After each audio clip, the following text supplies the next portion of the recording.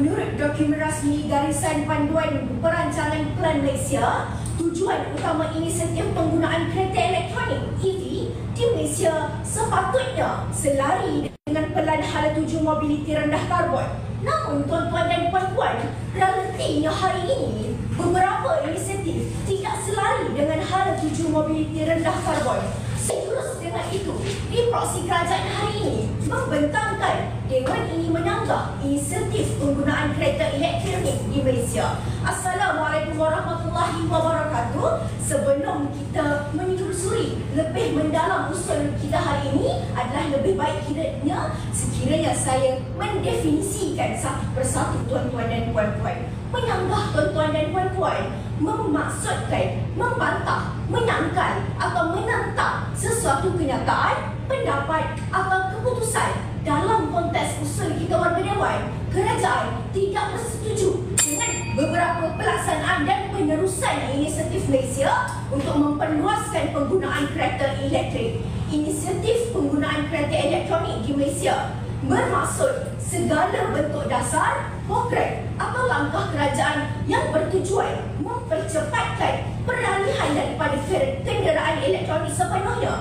Ada perbezaan antara inisiatif dan insentif tuan-tuan dan puan-puan. Inisiatif merupakan langkah program dasar yang diambil oleh kerajaan untuk mencapai matlamat utama. Makna katanya, inisiatif merupakan pelan kerajaan. Insentif pula tuan-tuan dan puan-puan merupakan galakan atau ganjaran yang biasanya dalam bentuk kewangan atau cukai untuk menggalakkan individu menyokong inisiatif. Insentif bermaksud galakan tuan-tuan dan puan-puan. Justru apa di meja kerajaan hari ini, beberapa inisiatif kami selarikan dalam Dewan Perdebatan. Ada tiga tuan-tuan dan puan-puan. Yang pertama, pelan 10,000 pengecasan kereta elektronik menjelang tahun 2025. Melihatkan hari ini, sasaran kerajaan dalam 10,000 hanya mencapai 36% dan hanya berbaki 4 bulan sahaja untuk kita kejar 64% tuan-tuan dan puan-puan. Yang kedua, inisiatif dasar mobiliti rendah karbon 2030, di mana tuan-tuan dan puan-puan, tenaga elektrik masih lagi mencecah lebih 80% bergantung pada arang batu dan gas asli sahaja. Dan ketiga, kita lihat kepada sasaran 15% kenderaan di Malaysia ialah EV menjelang tahun 2030, di mana setakat hujung tahun 2024 hari ini, jumlah EV penuh di Malaysia kurang daripada 1% keseluruhan kenderaan elektrik yang berdaftar. Justru ketiga inisiatif inilah yang kami sanggah. Kami tidak menyanggah keseluruhan inisiatif kerana melihat kepada beberapa inisiatif yang sebenarnya selari sahaja dengan pelan hala tuju mobiliti rendah, seperti latihan kemahiran teknikal dan vocational, yang di mana kerajaan Malaysia hari ini mewujudkan kursus teknikal di kolej dan politeknik untuk kita mencapai pelan hala tuju mobiliti rendah karbon ini tuan-tuan dan puan-puan. Melihatkan kepada pelaksanaan inisiatif EV di Malaysia hari ini tidak selari tuan-tuan dan puan-puan. Di akhirnya kita dapat lihat ketiga inisiatif yang saya telah bentangkan dalam Dewan Perdebatan sebenarnya tidaklah berdasarkan pelan hala tuju mobiliti rendah karbon. Yang mana tujuan pelan hala tuju mobiliti rendah karbon, pertama, mengurangkan pelapasan gas karbon. Kedua, meningkatkan industri automotif hijau tempatan. Ketiga, memperluaskan tenaga boleh diperbaharui dalam penggunaan pengangkutan. Dan keempat, mengurangkan kebergantungan kepada bahan api fosil tuan-tuan dan puan-puan. Di akhirnya tuan-tuan dan puan-puan, jika pembangkang hari ini ingin berselari dengan pihak kerajaan, buktikan kepada kami ketiga inisiatif yang telah saya bentangkan dalam Dewan Perdebatan sebenarnya mengikut sahaja pelan hala tuju mobiliti rendah karbon yang setelah saya bentangkan tuan-tuan dan puan-puan.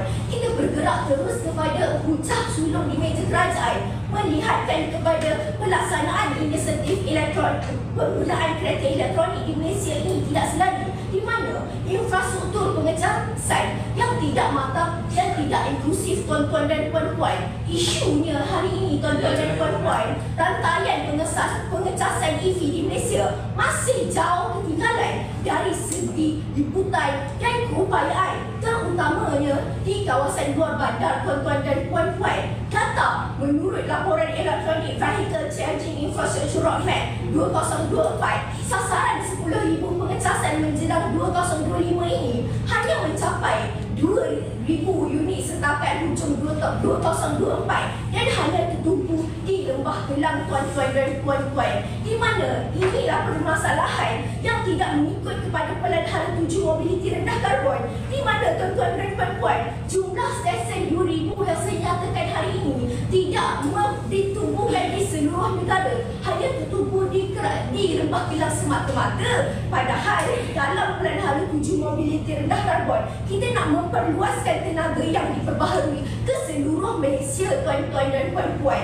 Jadi apa permasalahan yang berlaku apabila pengguna kereta elektronik ini menggunakan kereta elektronik dan terpaksa pergi berpindah di negara-negara yang kurang pengecasan ini, akan menyebabkan masalah dan akan mengurangkan mereka untuk nak menggunakan kereta elektronik. Justru di akhirnya warga dewan ia tidak pun mengikut kepada Pelan Hala Tuju Mobiliti Rendah Karbon, di mana industri automotif hijau tempatan kita hari ini tidak secara menyeluruh di dalam Malaysia hari ini, tuan-tuan dan puan-puan. Secara rangkuman mudahnya di proses kerajaan hari ini, kita nak buktikan bahawa dewan ini menyanggah inisiatif penggunaan kereta elektronik kerana tidak mengikut kepada Pelan Hala Tuju Mobiliti Rendah Karbon. Kami tidak menolak pun untuk nak menggunakan kereta elektronik di Malaysia. Namun ketiga-tiga inisiatif ini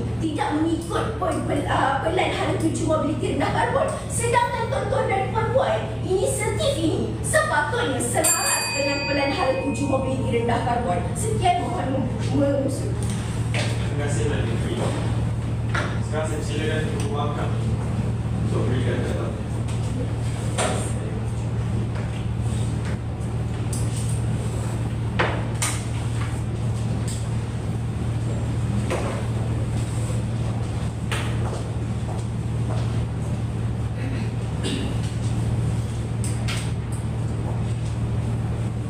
Tuan-tuan dan puan-puan, usul Dewan Perubatan, Dewan ini menganggap inisiatif penggunaan kereta elektrik di Malaysia perlu kita tolak sisi Dewan. Baiklah, respon terus Datuk Perdana Menteri yang bermasalah dalam Dewan Perubatan. Kata mereka, hari ini inisiatif yang mereka nak sangka adalah berdasarkan 3 inisiatif yang tak selari. Pun begitu, hari ini anda tak pernah tunjukkan sebarang kita jaminan bahawa keadaan inisiatif ini tak berlaku. Sebab hari ini kalau kita sanggah makinlah keadaan nak mencapai itu makin jauh, warga dewan sekalian. Jadi hari ini kalau kita nak capai keadaan ini dengan selari, kita perlu teruskan inisiatif penggunaan kereta elektrik di Malaysia ini, barulah tercapai matlamat perwakilan kerajaan seberang sana. Selesai yang pertama, kita lihat pula kedua. Hari ini di perwakilan kerajaan, anda tak pernah ceritakan bagaimana keadaan hari ini dengan kita menyanggah masih lagi capai matlamat yang anda gariskan. Sebab kalau hari ini anda nak sanggah, keberhasilannya tak tercapai, tuan-tuan dan puan-puan sekalian. Kita lihat pula keadaan ini apabila mereka kata tak bersetuju sebab hari ini dia tak selari dan adanya hari ini perbezaan antara inisiatif yang mana saya kira keadaan inisiatif ini anda tak perlu menceritakan dalam Dewan Perubatan. Sebab hari ini anda sepatutnya cerita bagaimana keadaan ini, kita menyanggah inisiatif ini ia masih lagi mencapai matlamat perwakilan kerajaan dan perwakilan pembangkang hari ini, tuan-tuan dan puan-puan sekalian. Respon pula kepada hujah mereka yang lebih masalah apabila hari ini kata mereka tentang hari ini jauh pelan 10,000 pengecasan hari ini hanya 36% berbaki 4 bulan, yang jauh ketinggalan dan tertumpu kepada Lembah Kelang. Datuk, hari ini kenapa ia tertumpu pada kawasan Lembah Kelang? Sebab hari ini demand diesel yang dipertua ini tinggi di kawasan Lembah Kelang. Hari ini kalau kita buat dekat kawasan Tapak, ada ke orang yang pakai Tesla dekat kawasan Tapak? Tak ada, Datuk. Sebab tu Datuk tak cerita hari ini berapa orang yang pakai di kawasan yang luar bandar, berbagai kawasan bandar. Jadi kalau hari ini Datuk tak dapat tunjukkan perkara tersebut, maksudnya hari ini dengan keadaan kita menumpukan kepada kawasan Lembah Kelang dan kawasan-kawasan yang membangun untuk pengecasan ini diutamakan adalah satu keadaan yang relevan dan kita perlu teruskan inisiatif supaya ia mencapai iltizam yang sebenarnya digariskan oleh Pelan Hala Tuju Mobiliti negara ini, warga dewan sekalian. Jadi selesai permasalahan kerajaan hari ini. Sebelum saya masuk ke kes pembangkang, silakan Datuk. Setuju ataupun tidak, pada hari ini kami menyangka ketiga-tiga inisiatif yang tidak boleh diguna pakai dan hampir mustahil untuk dicapai. Datuk, kalau anda kata hari ini mustahil, anda sepatutnya tunjuk hari ini perkara ini tak akan berlaku. Tetapi hari ini, di saat inisiatif ini adalah satu proses yang masih lagi berlaku, maksudnya ia masih ada jaminan untuk berhasil, tuan-tuan dan puan-puan sekalian. Sebab itu, di perwakilan pembangkang hari ini, kami tidak akan menjangka inisiatif penggunaan kereta elektrik di Malaysia, di mana hari ini kami lihat kereta elektrik di Malaysia hari ini bersifat kepada beberapa jenis warga dewan sekalian yang tak pernah diceritakan oleh Datuk Perdana Menteri. Di mana kita ada kereta elektrik penuh seperti Tesla, kita ada kereta hybrid seperti Honda City, dan kita ada kereta elektrik plug-in seperti Nissan, dan yang terkini hari ini kita ada kereta elektrik jenama Malaysia seperti Proton Imas, tuan-tuan dan puan-puan sekalian. Hari ini kalau kita lihat kereta-kereta ini masih lagi boleh digunakan walaupun dia bersifat kereta elektrik. Sebab anda tak nak eksklusif, hari ini kita nak cerita kereta elektrik yang mana hari ini penggunaannya perlu dipertingkatkan dan sebagainya warga dewan sekalian. Penolakan terhadap konsep hari ini, kami tidak akan bersetuju dengan keadaan menjangka yang dibawa oleh pihak kerajaan. Sebab kami tidak mahu menjangka inisiatif penggunaan kereta elektrik di Malaysia hal ini kerana inisiatif penggunaan yang anda gariskan ini masih lagi memberi impak keberhasilan dan kebaikan kepada Malaysia. Memegang pada matlamat yang sama demi mencapai negara sifar karbon 2050, usul hari ini perlu ditolak. Kita lihat kepada hujah perdana perwakilan pembangkang hari ini. Hujah perdana, kami akan ceritakan bagaimana hari ini dengan kita tidak menyangka inisiatif ini kita dapat mengurangkan penggunaan bahan api fosil ini warga dewan sekalian. Di mana dalam hujah ini saya akan ceritakan bagaimana dengan kita dengan keadaan adanya kereta elektrik ini, ia dapat menampung alam sekitar yang lebih bersih dan lebih selamat. Di mana hari ini kita tahu bahawa kereta elektrik ini kita secara umumnya tidak menggunakan petrol ataupun diesel, melainkan ia bersifat hybrid, tuan-tuan dan puan-puan sekalian. Jadi hari ini dengan keadaan Malaysia bergantung tinggi pada bahan api fosil untuk sektor pengangkutan dan menjadi penyumbang utama kepada pelepasan karbon, emisi dan sebagainya. Analisis pertama saya tawarkan yang mana hari ini pengurangan kebaikan inisiatif penggunaan EV ini untuk diteruskan warga dewan sekalian.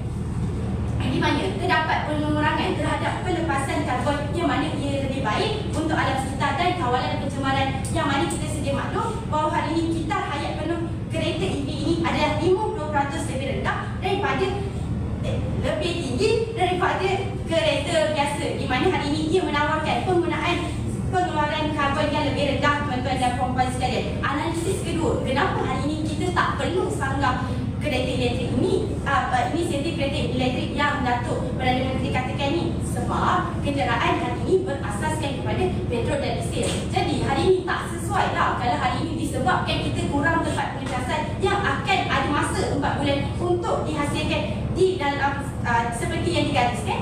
Kita terus nak kata hari ini kita perlu sanggah, kita tak perlu laksanakan dan sebagainya. Kalau kita sanggah, bagaimana kita nak laksanakan? Bagaimana nak capai keberhasilan yang digariskan dalam Pelan Hala 7 ni warga dewan sekalian? Sebab itu nilai eksklusif kereta EV yang siap exhaust dan sebagainya ni sebenarnya ada saja kebolehan untuk keadaan hari ini tercapai warga dewan sekalian. Analisis ketiga hari ini kita pandang kepada negara luar, di mana contoh negara Norway sendiri yang bermula secara berfasa terhadap penjualan kereta elektrik, pembangunan tempat pencasan dan sebagainya, yang mana Malaysia hari ini menyasarkan 15% menjelang 2030. Jadi keadaan 10% itu hanyalah 10,000 tempat pencasan 2025, itu adalah fasa pertama. Jadi keadaan hari ini walaupun dia mencapai 2025, sebenarnya dia boleh ditarik lagi kepada tahun 2030 untuk tercapai warga dewan sekalian. Maknanya kata secara rangkumannya hari ini saya telah ceritakan kepada anda kenapa hari ini kita tak perlu menyanggah inisiatif penggunaan kereta elektrik di Malaysia. Sebab kalau kita sanggah hari ini, tuan-tuan dan puan-puan sekalian, kita tak dapat capai matlamat yang digariskan oleh Pelan Hala 7 Mobility ini. Selagi saja dan menjawab saja kepada tuntutan kes perdebatan. Mohon untuk terus membangkang. Sekian, terima kasih. Terima kasih. Sekarang saya persilakan Timbalan Perdana Menteri memberikan syarah. Silakan.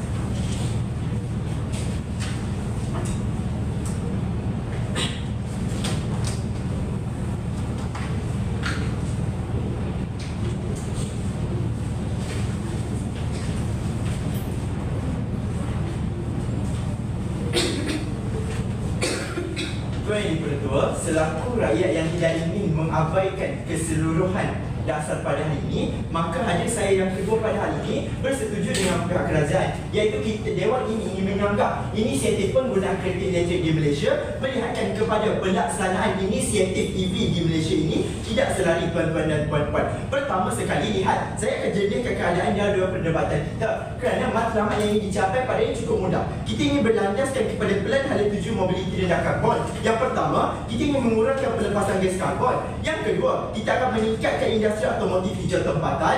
Yang ketiga, kita ingin memperluas tenaga boleh diperbarui dalam penggunaan pengangkutan. Dan yang keempat, kita ingin mengurangkan kebergantungan bahan api fosil. Pertama sekali, kita lihat dalam Dewan ini ingin menyanggah inisiatif penggunaan kereta elektrik di Malaysia.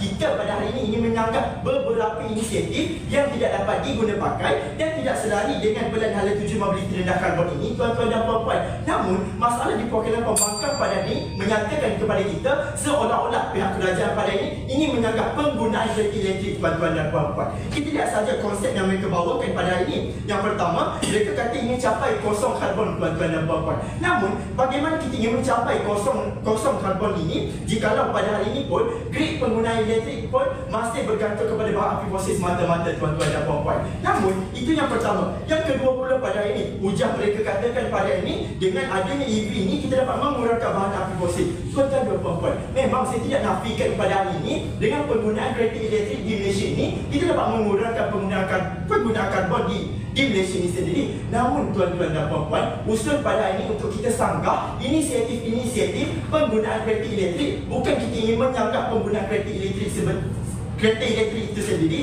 Kerana apa?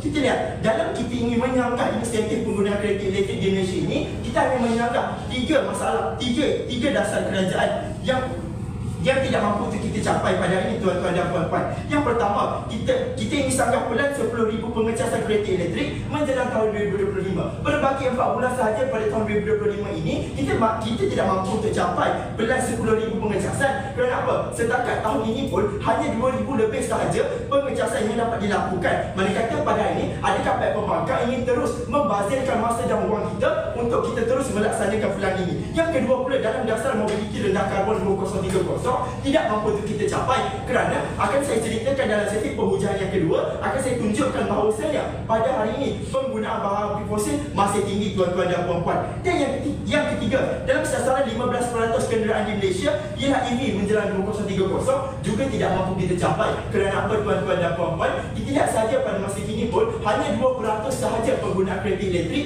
yang mampu dicapai sepanjang tahun 2025. Mereka kata pada ini berbaki 5 tahun sahaja lagi. Jaminan yang saya dapat berikan pada ini tidak mampu untuk kita capai 15%, tuan-tuan dan puan-puan. Bergerak terus kepada hujah kedua di perwakilan kerajaan pada hari ini, akan saya tunjukkan bagaimana sebenarnya dasar yang kedua ini, iaitu dasar mobiliti rendah karbon tidak mampu untuk kita capai kerana kebergantungan tinggi terhadap bahan api fosil sendiri, tuan-tuan dan puan-puan.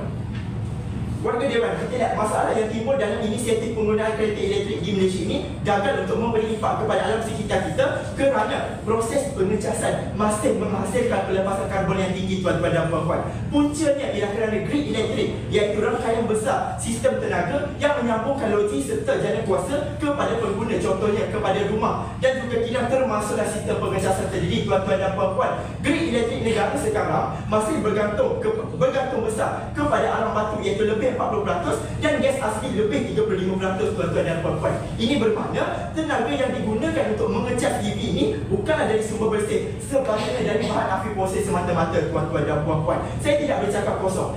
Laporan yang ditunjukkan oleh Data Sustainability Energy Development Authority, iaitu SEDA dengan izin Ketua pada tahun 2023 menunjukkan campuran tenaga Malaysia lebih 43% arang batu, 35% gas asli dan hanya 4% bergantung kepada tenaga yang boleh diperbaharui, iaitu tenaga solar, tuan-tuan dan puan-puan.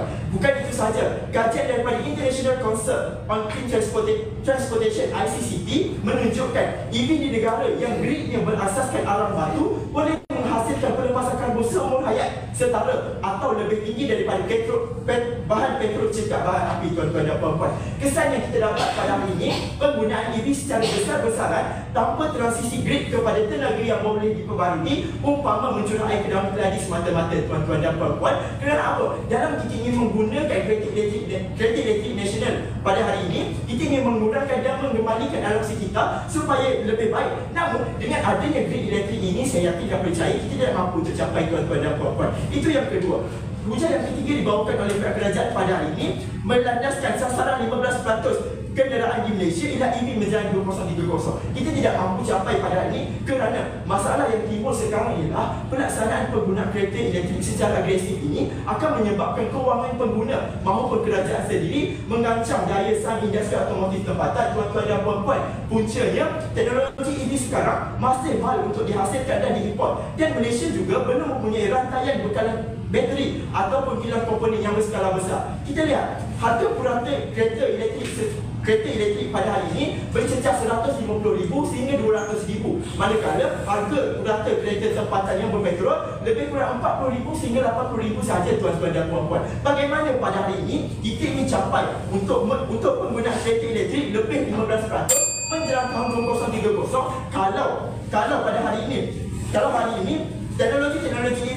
teknologi EV di Malaysia ini masih perlahan, tuan-tuan dan puan-puan. Kerana itulah sekali lagi secara rangkuman mudah pada hari ini saya telah tunjukkan bahawa inisiatif kita ingin catat pada hari ini tidak selari dengan pelan hala tuju mobiliti rendah karbon, tuan-tuan dan puan-puan. Kerana itulah pada hari ini bangun yang pertama di perwakilan kami telah menceritakan bagaimana pelan 10,000 pengecatan kereta elektrik menjelang tahun 2025 tidak mampu dicapai, dan yang kedua saya telah tunjukkan bahawasanya dasar mobiliti rendah karbon 2030 juga tidak mampu dicapai kerana grid elektrik yang digunakan sekarang masih berlandaskan bahan fosil. Dan yang ketiga, dalam sasaran 15% kenderaan di Malaysia ialah EV menjelang 2030 juga tidak mampu kita capai kerana sekarang kita lihat teknologi EV masih mahal, tuan-tuan dan puan-puan sekalian. Maka kerana itulah kami di wakil kerajaan pada hari ini menyangka inisiatif penggunaan kereta elektrik di Malaysia, melihatkan kepada pelaksanaan inisiatif kereta elektrik di Malaysia yang tidak selari. Mohon mencatat. Assalamualaikum. Terima kasih Timbalan Perdana Negeri. Selanjutnya saya menjemput Timbalan Makam untuk memberikan yang saya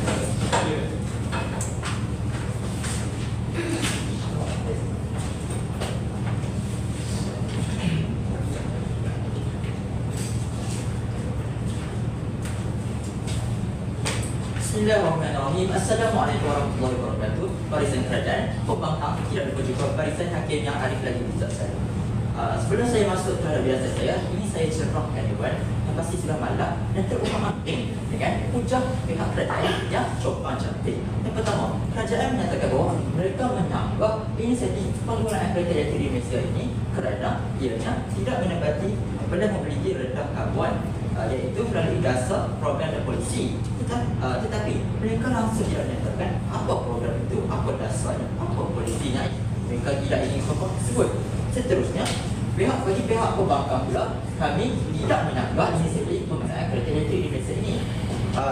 Oleh kerana kami ingin meningkatkan pengguna kereta elektrik di Malaysia ini. Seterusnya saya ingin masuk terus terhadap permasalahan mudah di pihak kerajaan. Yang pertama, Yang Amat Berhormat Perdana Menteri menyatakan bahawa beban pengecasan yang sedang ada untuk capai 10,000 pengecasan hanya mencapai 40% saja. Yang berhormat, sebab itulah kita harus menyokong inisiatif kereta elektrik Malaysia ini untuk meningkatkan. Jika Yang Berhormat ingin menolak, macam mana kita nak mencapai menjadi 100% Yang Berhormat? Seterusnya, kita masuk pula permasalahan daripada Timbalan Perdana Menteri pula. Timbalan Perdana Menteri menyatakan bahawa kereta elektrik ini tidak dapat mengurangkan bahan api fosil kerana kebergantungan terhadap grid elektrik. Yang berhormat, kereta elektrik bergantung tenaganya daripada bateri. Apa kaitan bateri dengan grid elektrik, Yang Berhormat? Seterusnya, Yang Berhormat juga menyatakan bahawa sasaran penggunaan 20% EV pada tahun 2030 tidak dapat dicapai. Yang Berhormat, sebab itulah kita harus menyokong inisiatif penggunaan kereta elektrik Malaysia ini untuk mencapai sasaran tersebut, Yang Berhormat. Seterusnya, Yang Berhormat juga menyatakan harga EV ini mahal, kononnya mencecah RM150,000, Yang Berhormat. Yang Berhormat, Ketua Pangkat saya sebelum menyatakan jika tidak mampu untuk beli mahal, pilihlah alternatif yang murah yang pertama, iaitu kereta EV plug-in. Contohnya seperti Nissan.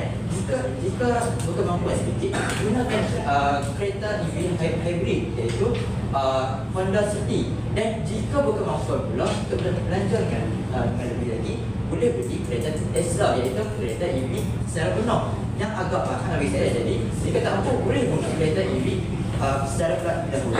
Seterusnya, Yang Berhormat di mana Perdana Menteri juga menyatakan bahawa perkembangan teknologi EV di Malaysia ini perlahan. Yang Berhormat, sebab itulah kita harus menyokong inisiatif penggunaan kereta elektrik di Malaysia ini untuk meningkatkan teknologi ekosistem kereta elektrik di Malaysia di negara kita ini. Justru saya masuk terus kepada hujah pertama kata bagi saya. Yang pertama, di bawah kata kunci meningkatkan momentum negara di peringkat global. Yang Berhormat, yang Tuan Yang di-Pertua, Malaysia harus mengikuti arus global dalam peningkatan pengguna kereta elektrik untuk kekal berdaya saing di peringkat antarabangsa. Masalah yang timbul pada hari ini, jika Malaysia terlalu bergantung kepada kereta petrol, negara kita akan ketinggalan dalam perkembangan teknologi hijau otomotif masa depan ini. Seterusnya, kesan daripada permasalahan tersebut, Malaysia hanya mampu menjadi pengguna teknologi sahaja, lalu terlepas peluang pelaburan dan pekerjaan dalam industri kereta elektrik ini. Oleh itu, bagi menyelesaikan permasalahan tersebut, kita dapat tanganinya melalui inisiatif dan inisiatif iaitu menarik pelaburan asing ke sektor kereta elektrik Indonesia ini serta melatih tenaga kerja mahir dan dalam bidang otomotif hijau ini. Kesan daripada inisiatif ini, Malaysia bukan sahaja dapat menjadi pengguna teknologi ini saja, tetapi dapat menjadi pemain utama di dalam rantaian nilai global kereta elektrik ini. Contohnya, Malaysia telah mampu mengeluarkan produk kereta elektrik itu sendiri, iaitu Proton Imas, dan telah pun dilancarkan pada tahun ini. Justru, ianya jelas dapat meningkatkan imej Malaysia sebagai negara berteknologi tinggi dan mesra alam di mata dunia. Contohnya, saya ingin laporkan satu fakta daripada Bloomberg News Energy Finance pada tahun 2024 telah menjangkakan bahawa 60% jualan kereta baru dunia ialah kereta elektrik menjelang tahun 2030. Tuan Yang di-Pertua, Singapura telah menyasarkan pasar peralihan ke tenaga elektrik ke kereta elektrik menjelang tahun 2024, manakala Thailand sudah pula menarik pelaburan syarikat besar seperti syarikat BYD dari China untuk membina pusat kajian dan pembangunan EV di sana. Oleh itu, jika Malaysia lambat bertindak terhadap perkara ini, kita akan terus ketinggalan dari aspek pelaburan, teknologi dan tenaga kerja mahir di negara kita. Yang Berhormat, itu sebelum saya menyusuri ke hujah saya yang kedua, saya persilakan saja. Setuju atau tidak, dalam penggunaan grid elektrik yang masih berlandaskan bahan api fosil, kita tidak mampu mencapai 0% karbon ini sendiri. Yang Berhormat, boleh jadi jika ianya grid elektrik, tetapi kereta EV ini tidak menggunakan grid elektrik, ia menggunakan bateri sebagai sumber tenaganya. Yang Berhormat, itu saya terus menyusuri ke hujah saya yang kedua, iaitu bawah kata kunci penjimatan kos jangka masa panjang. Hadirin sekalian, kereta elektrik lebih menjimatkan kos masa panjang berbanding kereta petrol sedia ada. Masalah yang timbul pada hari ini adalah harga petrol semakin tidak menentu oleh kerana ianya bergantung kepada pasaran global yang sukar dapat dirakan. Oleh itu, kita haruslah beralih ke EV yang tidak lagi membebankan untuk dibeli ataupun diselenggara. Seperti yang telah dinyatakan oleh Yang Berhormat Menteri saya, jika Yang Berhormat boleh mengambil inisiatif untuk membeli kereta EV secara plug-in. Contohnya di Malaysia, kos pengecas penuh sebuah EV hanya sekitar 20 hingga 30 ringgit sahaja setiap 300 km. Manakala kereta petrol mengambil perjalanan sama boleh mencecah sehingga 80 hingga 100 ringgit. Oleh itu, saya ingin rangkumkan di sini bahawa usul Dewan ini menyanggah inisiatif penggunaan kereta elektrik di Malaysia haruslah ditolak seisi Dewan dengan 3 hujah, iaitu yang pertama, mengurangkan penggunaan bahan api fosil, yang kedua, meningkatkan momentum negara di peringkat global, dan yang ketiga, penjimatan kes jangka masa panjang yang membebankan pengguna pengguna selaras dengan matlamat kita pada hari ini berlandaskan pelan mobiliti rendah karbon. Oleh itu saja daripada saya. Mohon untuk terus bakang. Sekian, terima kasih. Terima kasih kepada Ketua Mahkamah. Apabila sudah sesi pembicaraan substantif ini kita ke arena pembilasan, maka saya mempersilakan menteri pertama di bawah Istana Kerajaan.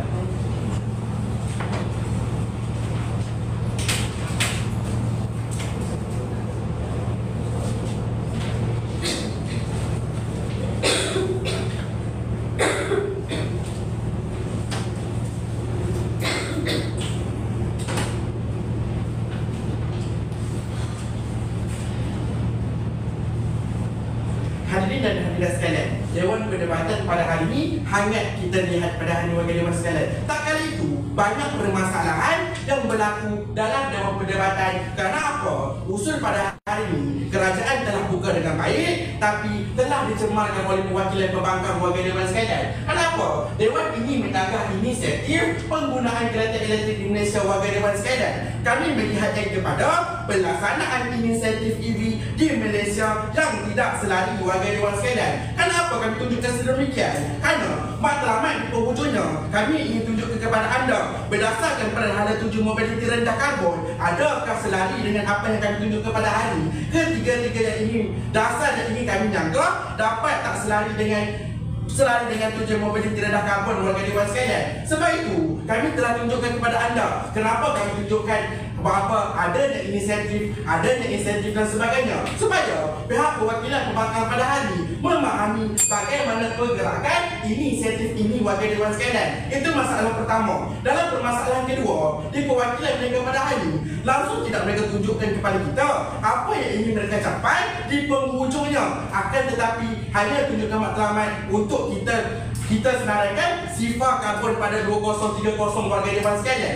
Dalam ketiga-tiga wujud mereka pada hari tak tunjuk pun kepada kita dapat selesaikan permasalahan tersebut. Kenapa? Mereka sendiri tidak tunjuk kepada kita bagaimana pergerakan itu warga dewan sekalian, yang akan saya tunjukkan sebentar nanti warga dewan sekalian. Seterusnya, kita lihat apakah permasalahan seterusnya. Mereka lahirkan dalam Dewan Perdebatan kebanyakan kereta di Malaysia boleh kita capai, contohnya Proton dan sebagainya. Mereka kata mereka akan tunjukkan kepada kita di Malaysia kita patut pakai kereta apa dan sebagainya. Daripada pertama dulu sampai yang kedua dulu, kereta apa yang ingin mereka capai tak mereka tunjukkan kepada kita. Tak kali itu, bangun yang kedua pula mereka kata kita pakai kereta hybrid warga dewan sekalian. Dalam kereta hybrid mereka tunjukkan pada hari mengandungi bahan api fosil warga dewan sekalian. Sebab itu permasalahan yang sama kami tunjukkan di perwakilan kerajaan masih tidak dapat diselesaikan warga dewan sekalian dalam Dewan Perdebatan pada hari, supaya Dewan Perdebatan kita pada hari memahami apa yang ingin dicapai. Dalam Dewan Perdebatan kami tunjukkan kepada anda 3 dasar yang kami lahirkan pada hari. 3 dasar iaitu pelan 10,000 pengecasan kereta elektrik, dasar mobiliti rendah karbon, sasaran 15%. Inilah yang kami ingin sanggah. Kenapa? Inisiatif ini kami yakin dan percaya bahawa tidak dapat kita capai kalaulah tidak ada pelan hala tujuan strategi dan tak ikut selari apa yang telah kerajaan bentangkan warga dewan sekalian. Kenapa? Yang pertama, dalam pengurangan pelan 10,000 pengecasan kereta elektrik yang tak lama menghampiri 4 bulan sahaja lagi warga dewan sekalian. Secara mudah saya tunjukkan kepada anda, dalam jangka masa 1 tahun kita hanya mampu mengeluarkan 3 tipu sahaja warga dewan sekalian. Dalam masa 4 bulan, yakin dan percayakah kita hanya mampu capai 7,000 lagi warga dewan sekalian. Itu yang pertama. Dalam yang kedua, dasar mobiliti rendah karbon, mereka tunjuk dalam wujud mereka cara penggunaan dan sebagainya. Tapi perkara ini langsung tidak selesaikan kerana masih memakan bahan api fosil warga dewan sekalian. Dan ketiga, sasaran 15% kenderaan Indonesia ialah EV menjelang 2030 warga dewan sekalian. Tak kala itu, dalam masa 5 tahun pertama kita menyelarakan masalah kenderaan EV ini, kita hanya mencapai 2% warga dewan sekalian. Dalam masa 5 tahun, analogi mudahnya 5 tahun akan datang, kita hanya capai 4% warga dewan sekalian. Mana lagi 11% yang ingin mereka tunjukkan warga dewan sekalian. Sebab itu, Dewan Perdebatan pada hari ini kami tunjukkan kepada anda ketiga-tiga dasar ini tidak dapat kita selesaikan. Sebab itulah kerajaan pada hari ini kami menyanggah inisiatif penggunaan kereta elektrik di Malaysia melihat kepada ketiga-tiga tersebut warga dewan sekalian. Seterusnya, sebelum kita masuk ke masalah bukan silakan satu. Nombor 4 tentang kereta hybrid. hybrid guna bahan fosil. Kami tak larang guna bahan fosil. Kami nak tingkatkan pengguna kereta elektrik saja. Datuk, kalau kita nak tingkatkan penggunaan kereta, meningkatkan penggunaan kereta elektrik, kita berdebat dalam dewan perdebatan. Kita nak tengok pada hari ini inisiatif apa yang sesuai, inisiatif apa yang kita ingin menganggap, inisiatif apa yang tidak perlu kita sanggah bagi dewan sekalian. Sebab itu, ketiga-tiga hujah mereka pada hari ini, secara rangkuman saya boleh berikan kepada anda. Hujah pertama, mereka tunjukkan kepada kita bahawa perkara ini telah dapat diselesaikan dan sebagainya. Hujah kedua mereka pada hari ini, peningkatan dan sebagainya warga dewan sekalian. Ketiga-tiga hujah mereka pada hari ini hanya tunjukkan kepada kita bagaimana seseorang menggunakan kereta elektrik dan pada masa yang sama di penghujungnya apakah kerajaan akan dapat dan sebagainya. Sebab itu sebenarnya pihak pembangkang pada hari ini tak menjawab usul pada hari ini. Kita nak menyanggah dasar apa yang ada dan kita tidak dapat selesaikan warga dewan sekalian. Itu yang pertama. Secara mudahnya pada hari ini warga dewan sekalian, kita boleh tolak perwakilan pembangkang kerana mereka sebenarnya bersanggah-sanggah dalam perdebatan. Dan terakhir, saya lihat perwakilan pembangkang pada hari ini, mereka kata kenapa kita fokus kepada Lembah Kelang, kerana pengguna yang ramai dan sebagainya warga dewan sekalian. Sedar ataupun tidak, kalau nak melihat secara pengguna yang ramai warga dewan sekalian, maka kita lihat pengguna itu hanya mampu menggunakan di Lembah Kelang semata-mata. Bagaimana penggunaan kereta elektrik ini kita hadirkan di Pahang warga dewan sekalian? Adakah pengecasan di Pahang yang kita tidak siapkan lagi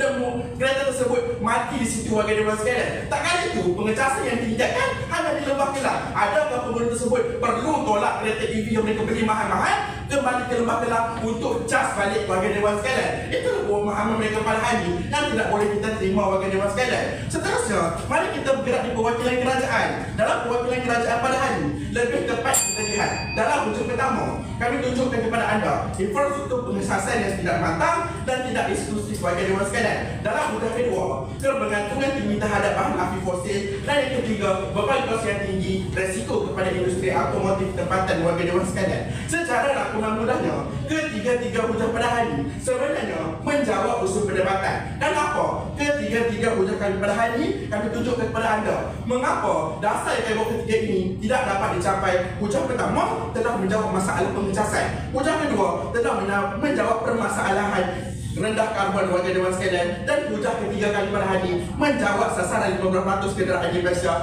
menjelang 2030 tidak dapat diselesaikan warga dewan sekalian. Oleh sebab itu, saya yakin dan percaya bahawa dewan perdebatan pada hari ini perlu lebih menunjukkan bahawa kalau betul mereka perwakilan pembangkang yang baik, jawab beban bukti kami di perwakilan kami untuk tunjukkan kepada anda ketiga-tiga dasar ini tidak dapat, ketiga-tiga dasar ini dapat dicapai. Kalau betul dapat dicapai, barulah boleh terima mereka warga dewan sekalian. Mohon usaha terus mencadang. Assalamualaikum. Terima kasih kepada ini saya persilakan pembangkang pertama daripada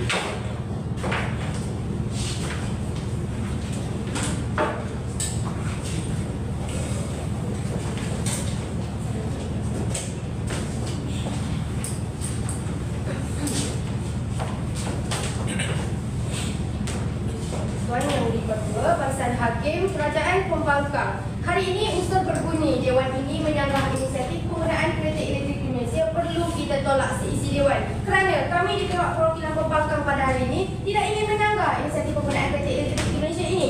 Saya teruskan dengan bidasan dan pembawaan daripada pihak kerajaan sebentar tadi. Bangunnya Perdana Menteri mengonsepkan perkara ini berdasarkan dasar program dan polisi. Sungguh pembangun Menteri Pertahanan sebentar tadi katakan ketiga-tiga ini di bawah dasar. Namun di mana polisi? Di mana programnya kalau mereka tidak mampu buktikan pada hari ini? Seterusnya, bangun juga Perdana Menteri sebentar tadi menyatakan mengenai pelaksanaan tidak selari. Mereka katakan bahawa mereka ingin menyanggah inisiatif plan 10,000 yang akan menjelang pada tahun 2025. Di mana mereka katakan bahawa pada hari ini kita sudah ada 36% dan mana lagi 64% itu. Namun bangkit pula Timbalan Perdana Menteri sebentar tadi katakan bahawa kita cuma ada 2,000 sahaja berbanding daripada 10,000. Kalau fakta pula salah, 36% daripada 10,000 tu kan 3,600 lebih. Macam mana diorang boleh cakap 2,000 pula? Saya pun tak tahu. Diorang sendiri pun bercanggah antara satu sama lain.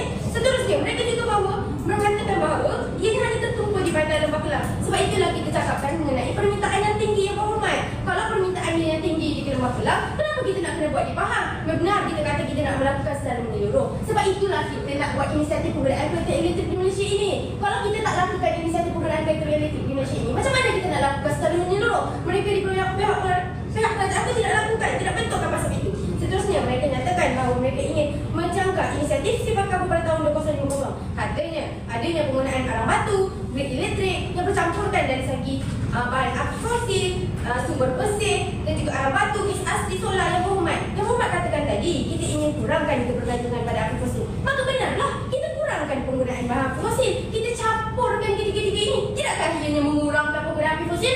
Saya kira mereka sendiri pun dah bercanggah dengan apa yang mereka sebut bawakan. Katanya tadi dia campuran arang batu, gas asli dan juga solar. Kalau dah ada solar, takkan kita kurangkan penggunaan bahan aktif fosil ini yang berhormat? Sebab itulah saya katakan apa yang mereka bawakan pun mereka tidak faham yang berhormat. Seterusnya, katanya kalaulah dia nak berpindah negeri, tapi di negeri tersebut dia ada pengecasan yang berhormat. Sebab itulah kita nak ada sistem penggunaan data elektrik. Kalau yang berhormat kata 10,000 plan tu dalam masa 4 bulan boleh ke kita capai? Yang berhormat dalam masa setahun pun dah kata ada 3,600. Apakah jaminan yang berhormat yang kita tidak mampu capai plan 2025 ini untuk capai 10,600 pengecasan pada hujung tahun ini? Tidak pun dikatakan. Seterusnya, bangun pula Timbalan Perdana Menteri berikan hujah mengenai kebergantungan peningkatan bahan aktif fosil. Katanya jas EV ini bukannya daripada sumber bersih dan juga bahan aktif fosil. Mereka katakan mengenai campuran arang batu, gas asli, solar dan pelepasan karbon yang lebih tinggi. Yang berhormat, macam mana penggunaan EV ini menyebabkan pelepasan karbon yang lebih tinggi? Sedangkan kami dah katakan penggunaan EV ini lebih